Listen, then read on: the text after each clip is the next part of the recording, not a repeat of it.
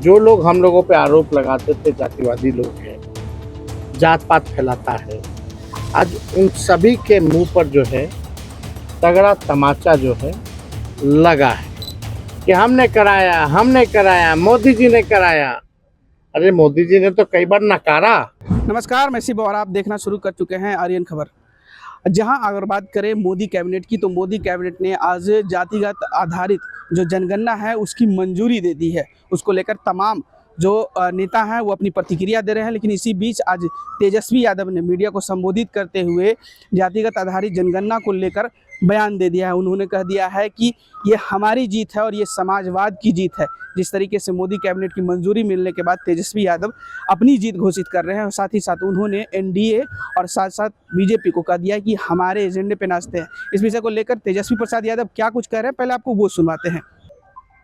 और केंद्र सरकार ने निर्णय लिया है कि जो अगला सेंसस होगा उसमें जातीय जनगणना को भी इंक्लूड किया जाएगा। हालांकि ये केवल घोषणा है, 21 में सेंसस होना था, कब होगा ये किसी को नहीं पता है। लेकिन जो परिसीमन है उससे पहले जो है सेंसस कराना होता है।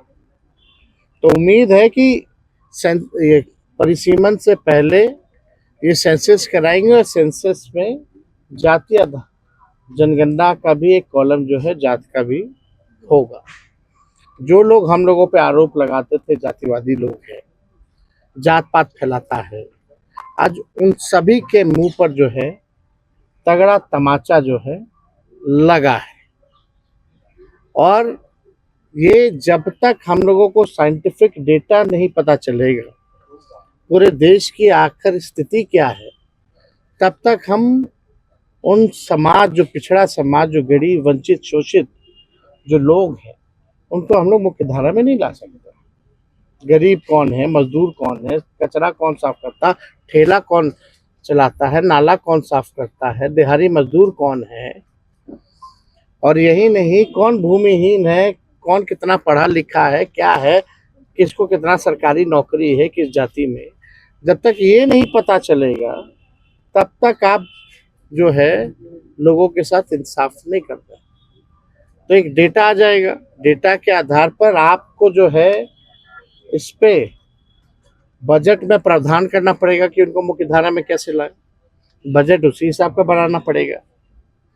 अब भाजपा के लोगों को, अब बिहार का चुनाव है, स्वाभाविक है, तो आएंगे कूद कूद करके कि हमने कराया, मोदी जी ने कराया। अरे मोदी जी ने तो कई बार नकारा। लड़ाई तो असली लालू जी ने, हमारे पुरखों ने, समाजवादियों ने लड़ने का काम किया। और भाजपा के लोगों को, एनडीए के लोगों को हम आज थोड़ा क्रोनोलॉजी जो है और इतिहास जो है वो बताना चाहते हैं। इसलिए आप सब लोगों को यहाँ बुलाया गया। 1996 में देवगौड़ा जी के कैबिनेट में ये निर्णय हुआ था कि 2001 का जो सेंसस होगा उसमें जातीय जनगणना जो है कराया जाए। और लालू जी उस समय जनता दल के राष्ट्रीय अध्यक्ष रहे और ये हम लोगों के दल के, हम लोगों के नेता की 96 से ही लगातार जो है मांग थी। कोई माने ना माने, ये इंडियन एक्सप्रेस का ये कटिंग भी है हमारे पास। जब देवगौड़ा ने ये फैसला लिया था, इसमें लिखा है the proposal for a cast based census, a move recently opposed by the Home Ministry, had been on top of the agenda of the 1996 United Front government। तो ये तो तब से ही हम लोगों की थी। और 2001 में कौन प्रधानमंत्री थे, किसकी सरकार थी? तो हम लोगों, बीजेपी की सरकार थी, अटल जी प्रधानमंत्री थे। तो जो उसको भाजपा की सरकार ने नहीं माना। फिर आप आइए देखिएगा, 26 जुलाई 2015 को लालू जी ने राजभवन मार्च भी किया था।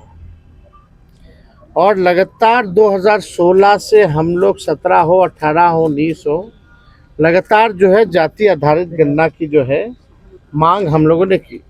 ये उस समय लालू जी का भी ट्वीट है 2015 का, ये भी पढ़ दे, मोदी यूएन जाकर मेरे खिलाफ पिटीशन दे, लेकिन मैं गरीबों की लड़ाई लड़ते लड़ते आरक्षण बढ़वाकर जातीय जनगणना के आंकड़े प्रकाशित करवा कर ही दम लूंगा। ये 29 सितंबर 2015 का उनका ट्वीट है। और इससे पहले भी आप लोग सब लोग जानते हैं कि यूपीए की सरकार ने 2011 में जो है, हम लोगों ने 2010 में लगातार मांग की थी, जिसमें मुलायम सिंह जी भी थे, शरद जी भी थे। तो उस समय जो है ये हुआ था। हालांकि जब बीजेपी की सरकार आई, Arun Jaitley ji finance minister press conference करके कह दिए जब रिलीज करने का मौका है तो डेटा करप्ट है। उस समय भी भाजपा के लोग नहीं चाहते थे। आप सब लोगों को पता है कि कई बार बिहार विधानसभा से हमारे ही प्रस्ताव को पारित किया गया। जब हम लोग विपक्ष में थे, जातीय जनगणना का प्रस्ताव दोनों सदनों से पास किया गया, 18 में भी, 19 में भी, 20 में भी, 3 बार।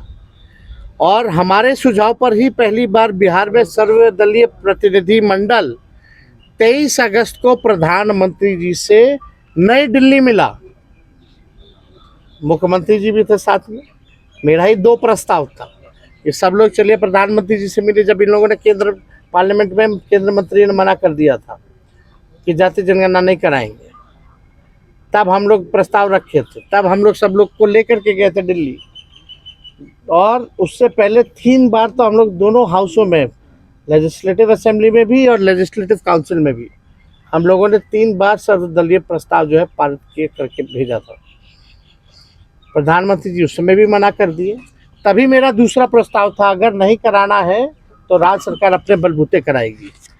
तो आप देखिएगा 10 मई 2020 को हमने एनडीए की बिहार में सरकार को 72 घंटे का अल्टीमेटम दिया था। उस समय आप लोगों को याद होगा, 72 घंटे का जो है हमने अल्टीमेटम दिया था कि भाई जब केंद्र सरकार ने मना कर दिया तो राज्य सरकार क्यों देरी कर रही है। तो 24 घंटे के अंदर ही हमको जो है बुला लिया गया और हम सीएम से भी उस समय मिले थे। ये बिजनेस स्टैंडर्ड का जो है आर्टिकल है। और 11 मई 2022 का Tejashwi Yadav meets Bihar CM, Nitish says caste based census assured. इसके बाद हम लोगों ने जो है 11 मई को मुख्यमंत्री से मुलाकात की, क्योंकि 24 घंटे में ही हमको बुला लिया गया जब हम 48 घंटे का अल्टीमेटम दिए थे। तो और 1 जून 2022 को जो है सर्वदलीय बैठक बिहार में पहली बार हुई थी। तो सारा प्रयास, चाहे राज्य सरकार ने जाति आधारित गणना कराई हो, क्योंकि राज्य सरकार कॉन्स्टिट्यूशन में राज्य सरकार सेंसस नहीं करा सकती, इसलिए हम लोगों ने सर्वे कराया था। Only central government can do census, इसलिए हम लोगों ने सर्वे कराया था ताकि कोई रुकावट ना हो, कोई दिक्कत ना हो। और आप सबको पता है 2 अक्टूबर जब हम लोग उप मुख्यमंत्री थे, महागठबंधन की सरकार 17 महीने की थी, तो 2 अक्टूबर 2023 यानी गांधी जयंती पर हम लोगों ने जातीय जनगणना का जो सर्वे का जो आंकड़े थे, जो रिपोर्ट था, वो प्रकाशित किया था। तो जैसा कि आपने साफ तरीके से सुना, तेजस्वी यादव कहते नजर आ रहे हैं कि ये हमारी जीत है और ये हमारे पूर्वजों की जीत है, समाजवादियों की जीत है। कि जिस तरीके से हम काफ़ी दिनों से बिहार में भी पहली जातिगत सर्वे की बात करी जाए तो जातिगत सर्वे भी बिहार में हमारे 17 महीने के शासनकाल में हुआ है। और साथ ही साथ उन्होंने कह दिया है कि अति पिछड़ा और पिछड़ा वर्गों के लिए भी पार्लियामेंट और विधानसभा में सीट आरक्षित होना चाहिए। बहरहाल इस खबर में इतना ही। इस वीडियो की प्रतिक्रिया आप हमें कमेंट में जरूर दीजिएगा और ऐसे ही तमाम खबरों से जुड़े रहने के लिए देखते रहे आर्यन खबर।